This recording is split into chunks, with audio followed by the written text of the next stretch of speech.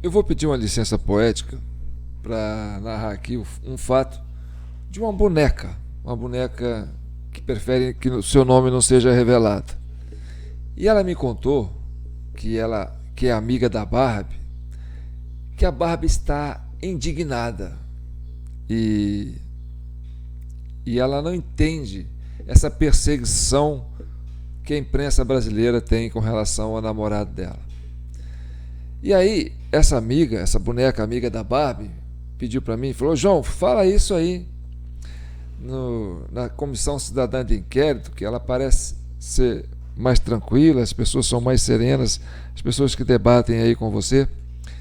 E eu vou dizer assim, olha, eu acho que essa amiga da Barbie tem razão, né? Porque ela e a Barbie e o Ken estão, assim, em endereço ignorado, né? Não dá para saber onde eles estão, porque eles estão morrendo de medo, porque é uma campanha de difamação contra o namorado da Barbie, que a imprensa está fazendo de forma sistemática. E aí vai se investigar quem matou o Celso Daniel, aí descobre que quem matou. Vai investigar quem matou Marielle, ou quem mandou matar Marielle, descobre que quem mandou. O namorado da Barbie está sendo culpado de tudo nessa história. E aí a Barbie está ficando indignada. E essa amiga da Barbie me procurou para desabafar. E aí vai se ver o que aconteceu lá em Brasília, invadiram os prédios, quebraram os três poderes, e a culpa caiu no colo de quem? No colo de quem? E aí a Barbie está assim, pô, por que o Ken é a culpa de tudo? É culpado de tudo? O Ken não é o meu namorado, é um cara gente boa pra caramba. No máximo que ele pode ter feito é ter dado uns flertes aí com outras bonecas, mas o Barbie é gente boa. Quer dizer, o Ken é gente boa. E aí fica tudo no colo do Ken. Quem matou Celso Daniel?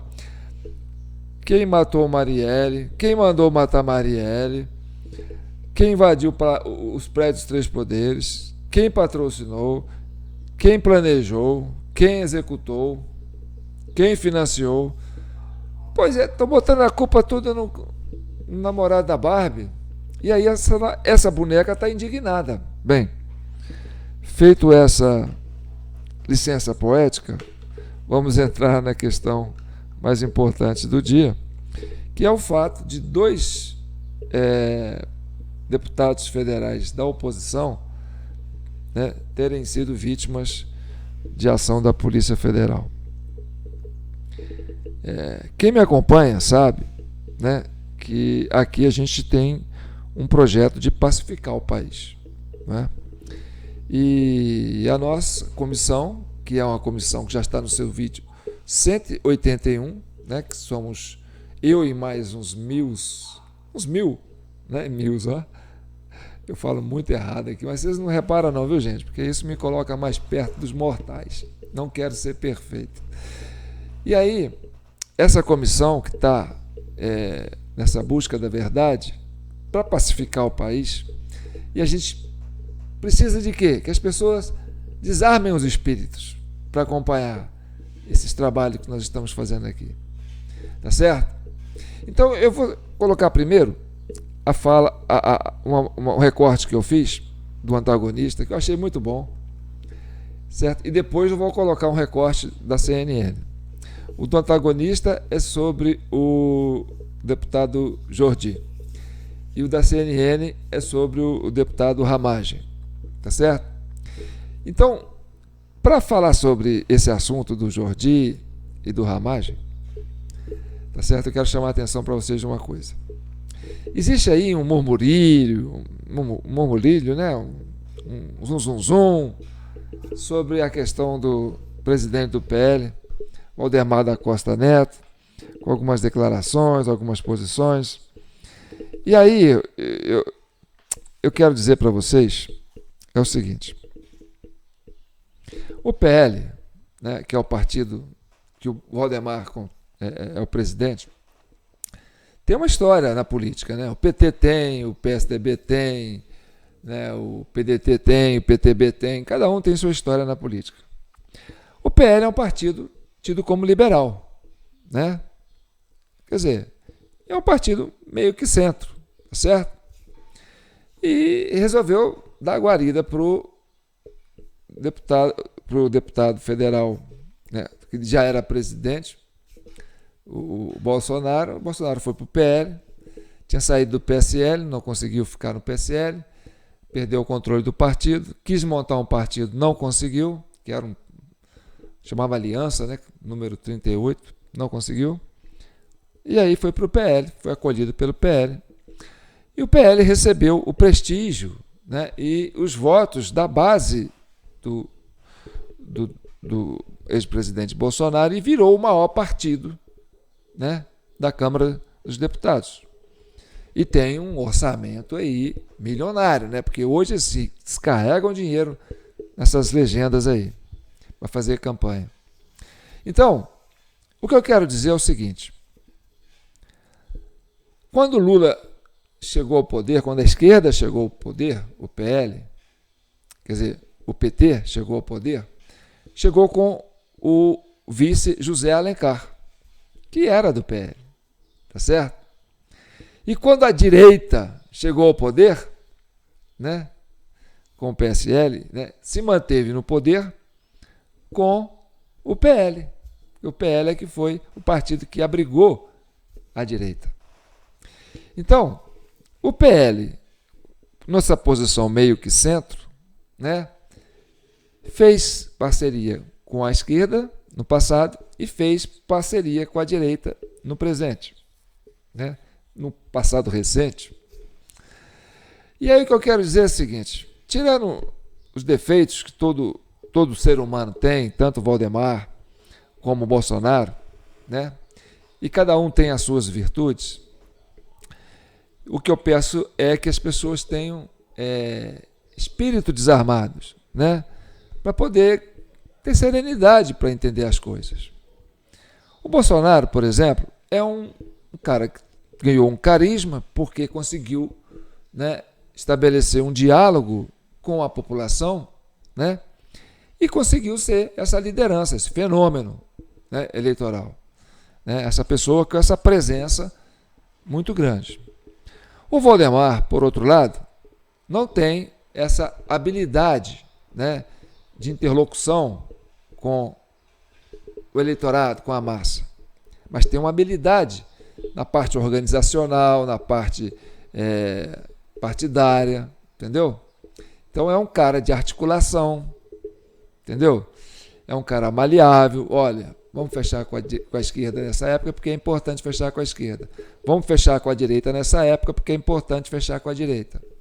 Então, tirando os defeitos dos dois, todos os dois têm uma qualidade, tá certo? O Bolsonaro, que tem essa facilidade de criar uma base eleitoral forte por causa dessa interlocução que ele tem com o público. E o Valdemar, com essa habilidade que ele tem, né, de trabalhar nos bastidores, fazer essa costura política, aquela coisa toda. Então, nem porta, nem portal, tá certo? O que é mais importante numa passagem? Você tem a porta, você tem um portal, você tem a fechadura, tá certo?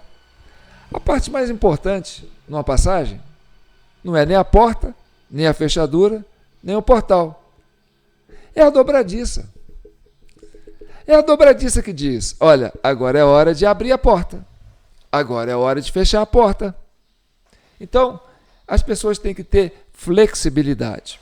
E flexibilidade significa a capacidade de leitura do momento, do instante. Isso gera sensibilidade.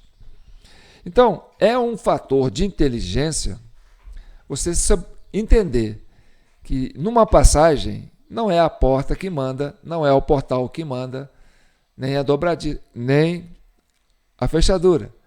É a dobradiça. A dobradiça é a parte mais importante da porta. Sem a dobradiça, a porta perde a função. Entendeu? Então, isso que eu falo, o Bolsonaro, sozinho, sem o Valdemar, não tem essa parte que é da dobradiça. E o Valdemar, sem o Bolsonaro, não tem a porta nem o portal. Então, a porta, o portal e a fechadura, né, é o Valdemar com o Bolsonaro construindo essa aliança para conseguir absorver, né, essa massa populacional, esse espectro, né, de pensamento que aglutina uma base de eleitores hoje que demanda, né, uma vontade muito grande de mudança. E aí, eu dito isso, eu falo para as pessoas: vamos crucificar o Valdemar porque o Bolsonaro tem que ser o seu próprio partido. Quer dizer, o Bolsonaro tem que ser o quê? Porta? Vamos crucificar o Valdemar porque ele é muito liberal. O Valdemar é o quê? Portal? Não, gente, vocês têm que ficar na dobradiça. Tem hora para fechar, tem hora para abrir. Então o PL hoje é uma sigla importante, né? Por quê? Porque ela reflete o papel da dobradiça.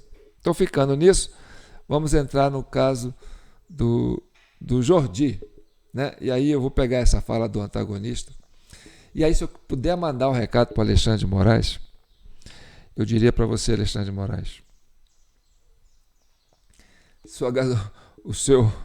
a sua motinha está na reserva.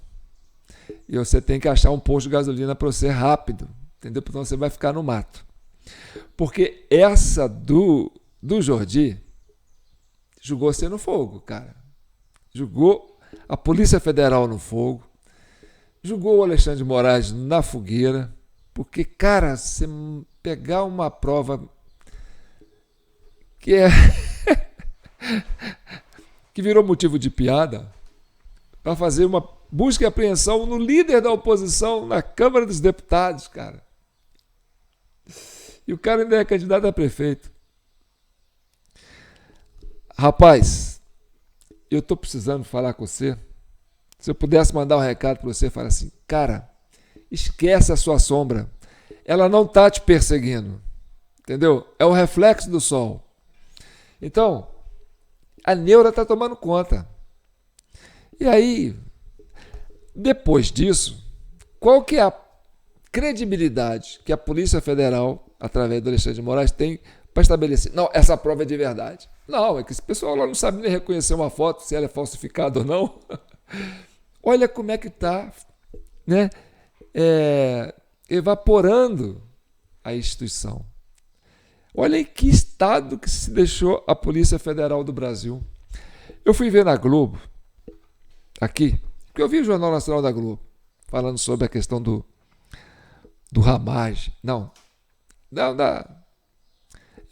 Do Ramagem, né, que eu também vou trazer na segunda manchete aqui.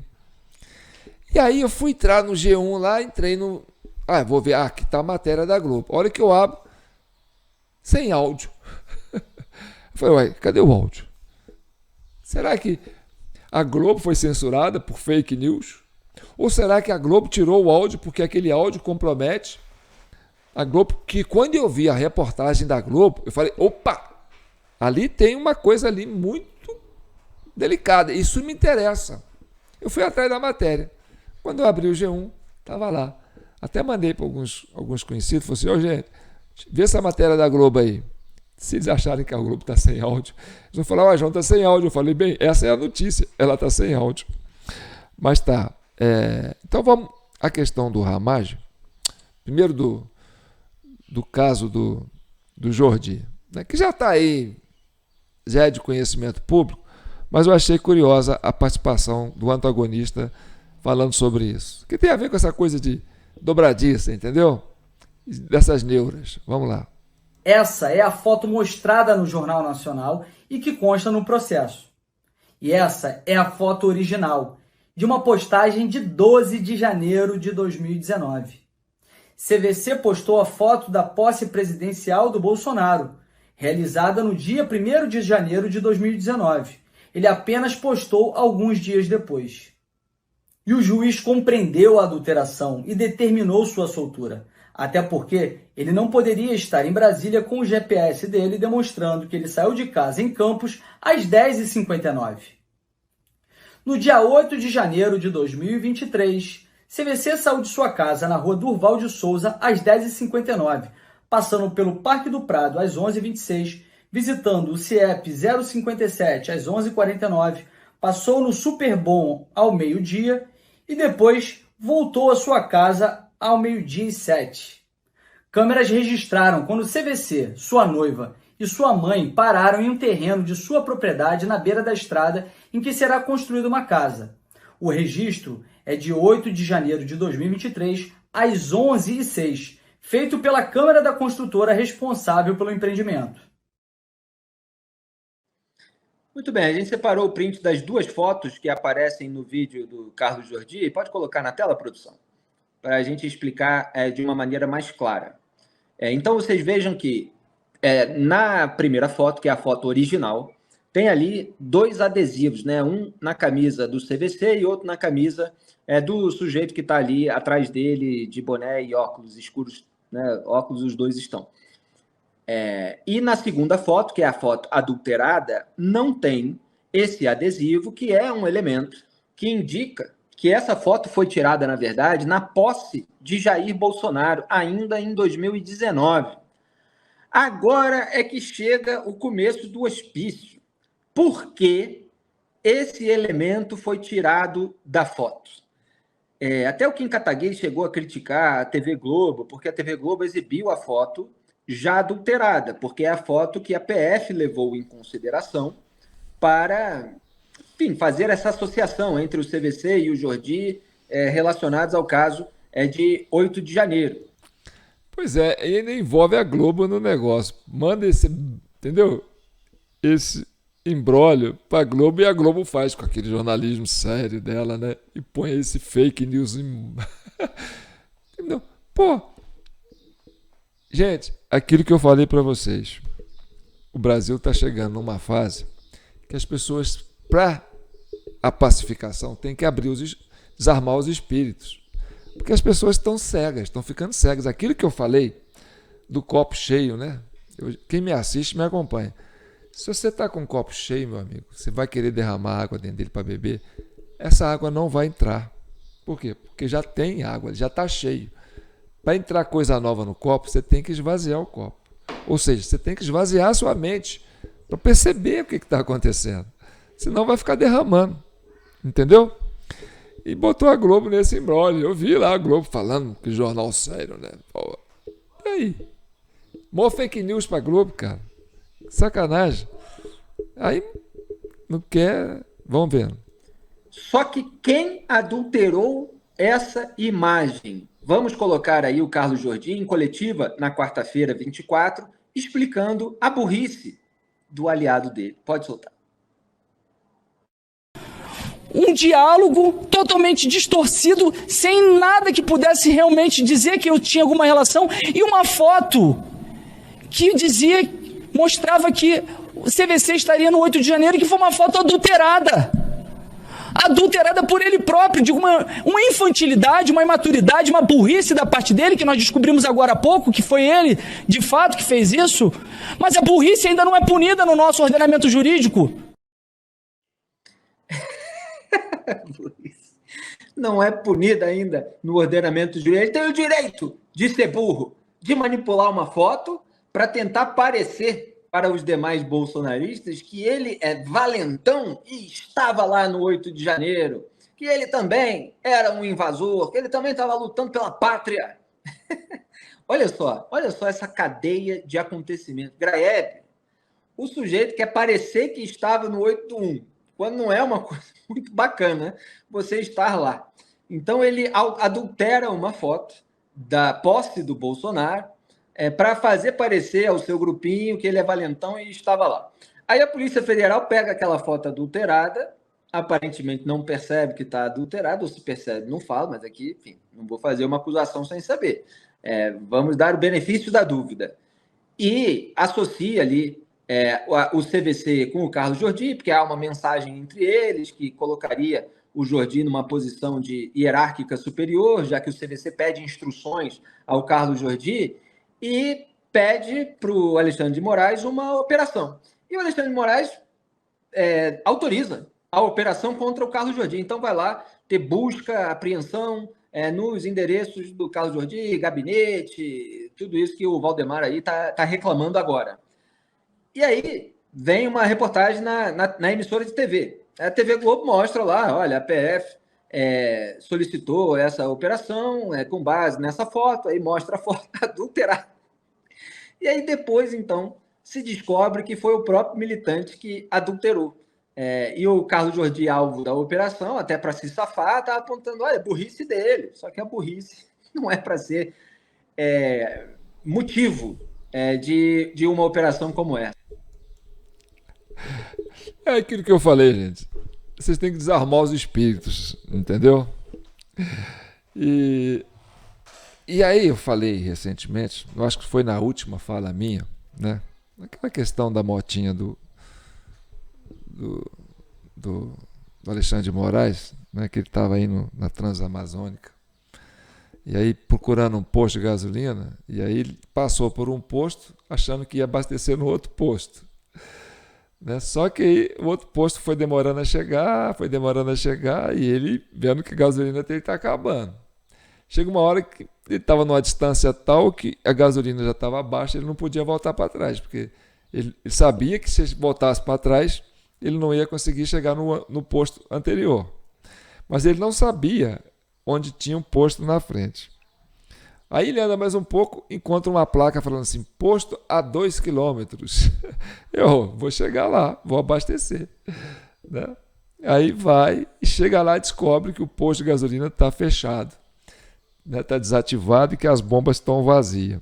E ele tem que continuar. Se ele voltar, ele sabe que ele, né, vai ficar lá na Transamazônica, vai anoitecer, aí os bichos vão pegar ele. E se ele tem que ir para frente, é o único jeito. A esperança dele é achar um posto de gasolina na frente, porque ele sabe que para trás não tem mais posto de gasolina. Ou achar uma cidade, alguma coisa qualquer. Então, essa questão que está acontecendo agora, né, que eu acabei de falar, que tem que falar com o Alexandre de Moraes, que a sombra dele não está perseguindo ele.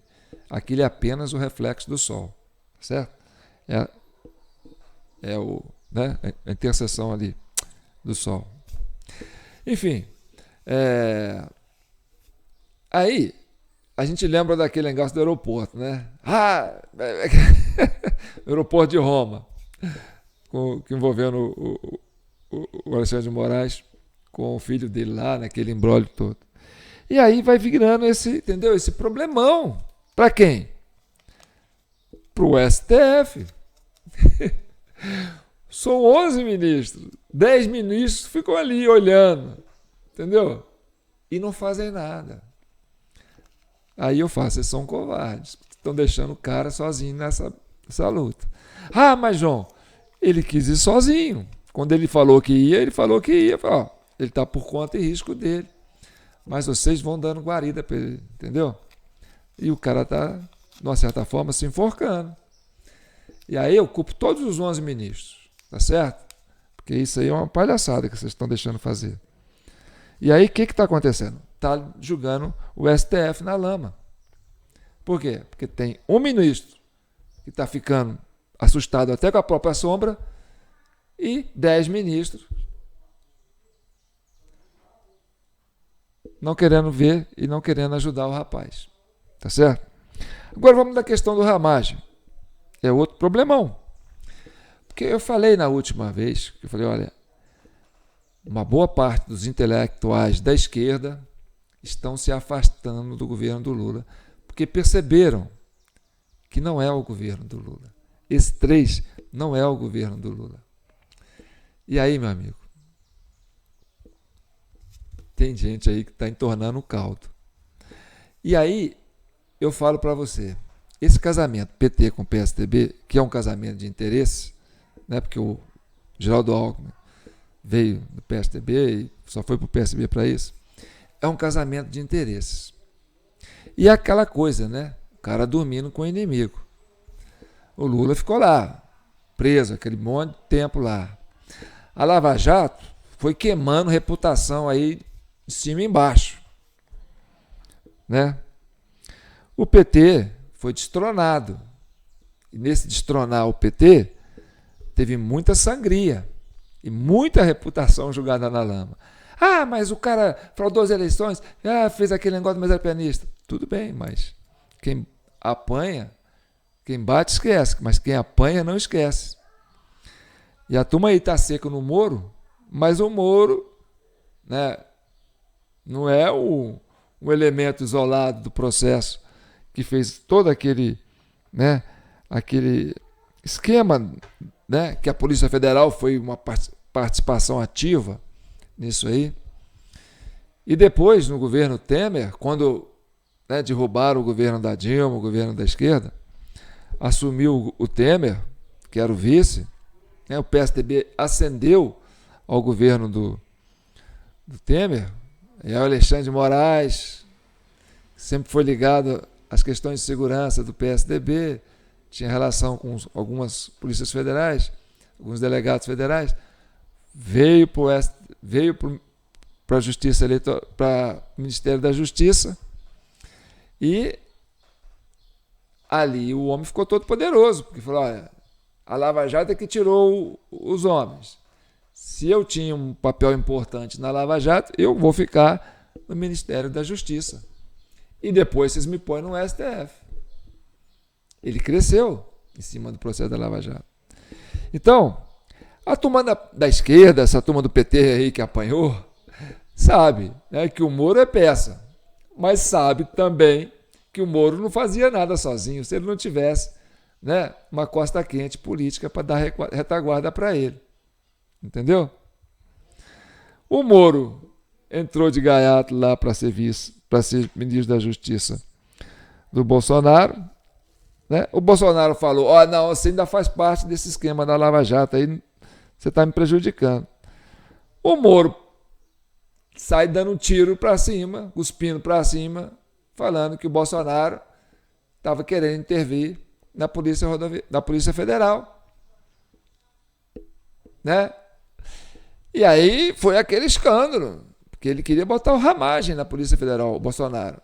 E o Moro deu grito, falou, não mexe na Polícia Federal, que era já da turma que o Alexandre de Moraes tinha aí como confiança. Não mexe. Ah, mexeu. Não mexe. Ah, então eu vou sair. A pressão está muito grande, eu vou sair. E vou sair atirando. Bolsonaro quer mexer na Polícia Federal. Ih, ele falou merda lá. Aí teve que abrir a reunião do Bolsonaro lá, falando aqueles palavrões todos lá com os ministérios. Tá. Mas a turma que apanhou sabe que o Moro não agia sozinho, né? Tinha uma estrutura política que estava ali. E aí, meu amigo, na época que o Temer estava no governo, um aparelhinho foi comprado. E esse aparelhinho era um aparelhinho de espionagem. E quem gostava de policiar, né, políticos na época era a força-tarefa da Lava Jato. E quem ascendeu ao poder, ao Ministério da Justiça, ao Planalto, que teve acesso a, né, a casa do, né, ao núcleo do poder, foi a turma do PSDB, o Geraldo Alckmin e Alexandre de Moraes. E, meu amigo, esse negócio aí do Ramagem, tem carne debaixo desse angu, viu? Isso aí tá me cheirando coisa para cima do Alexandre de Moraes. E eu acho que a turma tá cercando o cerco em cima dele. Vamos ver essa reportagem da CNN. Agora, porque o Arena conversa com o deputado federal para falar sobre as investigações contra ele. Muito boa noite, deputado. Obrigado pela disponibilidade em falar conosco da CNN. Boa noite, Leandro. Deputado, a primeira pergunta é, o senhor tinha ciência, o senhor tinha conhecimento de que havia esse equipamento e que esse equipamento fazia o monitoramento de autoridades? O que tem que deixar claro é que esse equipamento foi adquirido numa gestão anterior, em 2018, e passou por todos os processos legais de aquisição. Passou por parecer da AGU, passou por parecer interno de prova de conceito, passou por controle interno, externo e controle até do TCU da compra. Ele foi todo devidamente pago. Então, era uma ferramenta legal. e que, inclusive, diversas outras instituições, inclusive estaduais, compraram. E houve aqui, foi uma investigação em cima da única instituição que fez uma auditoria no sistema. Então, respondendo a sua pergunta, nós tínhamos um software legal, mas nós queremos saber como ele estava sendo utilizado.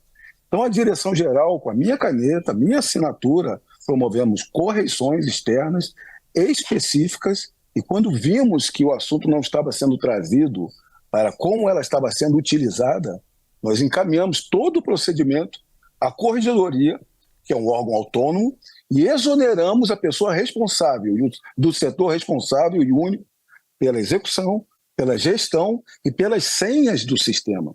Então, a parte da direção, e a BIM é enorme, com vários departamentos, e eles têm provocações de inteligência autônomas, é assim que funciona, a gente não tinha um conhecimento do que estava sendo feito lá dentro, do que fazia a ferramenta sim e que ela deveria ser controlada.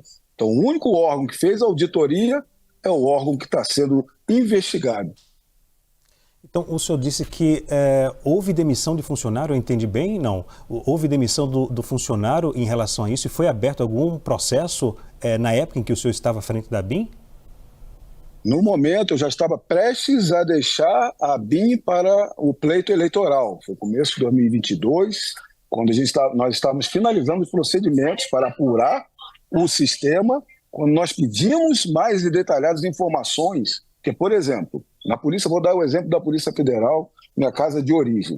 Se você vai fazer uma vigilância numa pessoa, tem que haver um procedimento, com o número de procedimento, que vai dizer o porquê, e a forma e quem vai fazer. E se o agente faz a vigilância, ele conclui com o relatório. Então, uma ferramenta como essa tem que seguir os mesmos parâmetros. Por que você vai investigar, colocar no sistema determinada pessoa? Quem provocou esse alvo e quem fez a conclusão e por quê? A gente queria modelar isso. A corregedoria é para punir, se estiver cometendo o equívoco, e para padronizar. Nós fizemos toda a análise do sistema, da sua correção, vimos que poderia ter uma irregularidade, colocamos para a corregedoria, e quando esse diretor, que não se negou, vamos colocar assim, não estava trazendo, nós o exoneramos e enviamos tudo para a corregedoria. Esse mesmo diretor, na gestão agora do governo Lula, ele foi reabilitado a uma posição superior ainda. Você está entendendo? Então, nós que estamos aqui para pacificar o país, a gente tem que ser sereno, tá certo? E aí você tem aquele problema que eu falei para você, né? Do mesário pianista que derrubou o PSDB em 4 eleições. A turma do PSDB estava mordida e quis ir para cima do PT. Aí a Polícia Federal foi instrumentalizada e começou esse processo, né, dessa Operação Lava Jato para desbancar o PT do governo. Só que esse processo também foi meio assim traumático, porque ele foi atropelando, né, foi extrapolando. E eu lembro da época que líderes do PT falavam o seguinte: gente, a pior ditadura é a do judiciário, porque contra ela não tem onde recorrer. Isso quando a turma do PT estava levando porrada. E a Força Tarefa estava queimando os quadros políticos do PT e desses partidos de oposição. Quer dizer, esses partidos de esquerda, né, que apoiavam o governo Lula. E aí, eles têm uma fala que eu mostrei há muito tempo atrás, quando eu fiz um vídeo, no ano passado ainda, né? O nome do vídeo é Lula foi presa pelo mesmo motivo que ele foi solto. E aí, um desses políticos da época falava assim: esse negócio é complicado, porque hoje está sendo a gente, amanhã pode ser vocês, né? Então, o que aconteceu? Essa pessoa, esse líder da oposição, esse líder que apoiava o governo da Dilma lá, que ficava indignado com essas operações da Polícia Federal, né? Falou assim: hoje nós é que estamos apanhando, mas amanhã pode ser vocês, porque isso é um perigo muito grande e pode colocar brasileiros contra brasileiros. E aí o que acontece? Depois que o Bolsonaro entrou no poder, esse pessoal da Força Tarefa parou de mirar na esquerda e começou a mirar na direita, porque eles não chegaram ao poder naquela época, não conseguiram se manter no poder. Então, esse núcleo de poder policialesco, que foi muito criticado pelas lideranças da esquerda na época, que desbancou a Dilma, alertou na época, falou assim, hoje eles estão batendo aqui na esquerda, mas do jeito que eles estão indo, isso é um perigo, eles vão bater na direita. Aí a direita começou a apanhar também. Então o que vocês estão vendo agora, né, nessa questão da Marielle, que está vindo à tona, né, a questão do Ramage, que está vindo à tona, esse aparelhinho que foi comprado no governo do Temer, na época que o Alexandre de Moraes era lá o encarregado, né, da segurança, da força, né, da polícia, da justiça do governo Temer. Então, eu não sei não, mas lembra que eu falei, ó, a esquerda vai se distanciando da direita, vai se distanciando de uma certa forma, eles vão acabar se encontrando lá atrás. E aí, meu amigo, a gente não sabe o que vem por aí. Mas eu sei que já tem um Ramage, que vai ser, com essa propaganda de graça que ele está ganhando aí, vai ser o prefeito do Rio de Janeiro. E o Jordi vai acabar sendo o prefeito de Niterói. Né? Porque é muita propaganda de graça, é muita exposição. E nós estamos em ano eleitoral. E quem está fazendo isso? É o próprio Alexandre de Moraes. E aí, meu amigo, é o que eu falo para vocês. Alguém tem que alertar o Alexandre de Moraes que a sombra dele não está perseguindo ele. É apenas o reflexo do sol. Né? É a ação do sol que está fazendo essa sombra, Alexandre de Moraes. Eu sei que a sua situação ficou difícil. Colocaram você nessa bucha de canhão aí. Entendeu? Eu até estou com dó de você, porque você está sozinho nessa agora, tá certo? Não tem um ministro aí, ó, da Suprema Corte que vai botar a mão no fogo por você agora. E ó, depois dessa do Jordi, dessa imagem aí, julgaram você no fogo, cara. Eu, se eu fosse você, não desconfiava da sombra, não. Desconfiava de quem está andando do seu lado. Tá certo? Então, tudo isso nasceu de uma merdinha que foi construída lá no início do século, no início do milênio. A merda do mesário pianista. Tá certo? Isso está no nosso relatório. E é isso que vai pacificar o país. Tá certo? E para você adquirir o nosso relatório, você manda um pix aí de R$20 para jpnoticias@gmail.com, pega esse recibo, envia para o nosso WhatsApp. Anota aí, 32 999 61 8000. Não vou repetir, você volta o vídeo. E aí você manda para a gente o recibo no WhatsApp desse pix e a gente envia para você via MDF o arquivo do nosso relatório. Esse relatório fala sobre a origem desse problema, o que começou a causar esse drama, sabe? Que criou todas essas distorções que hoje estão enfraquecendo as nossas instituições, os nossos códigos processuais, os nossos códigos penais. Isso é muito ruim e a gente precisa recuperar isso. Então, aí eu falo para a turma da direita aí, ó, estão querendo a cabeça do Valdemar da Costa Neto. Gente, nem porta, nem portal. Fique na dobradiça. Flexibilidade. Tá certo? Fiquem com Deus. Eu sou João Paulo Guimarães, falando direto de São João del Rei, terra de Tancredo, terra de Tiradentes, a capital brasileira da liberdade. Aqui é Minas Gerais. E Minas é um estado de espírito. Fiquem com Deus. E que o manto de Nossa Senhora cubram e abençoe e protejam toda a família brasileira. Um abraço.